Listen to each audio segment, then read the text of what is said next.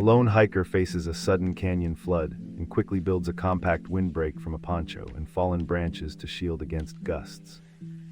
They find a small sheltered nook, lay leaves for insulation, and light a bow drill fire using dry tinder to generate warmth and morale.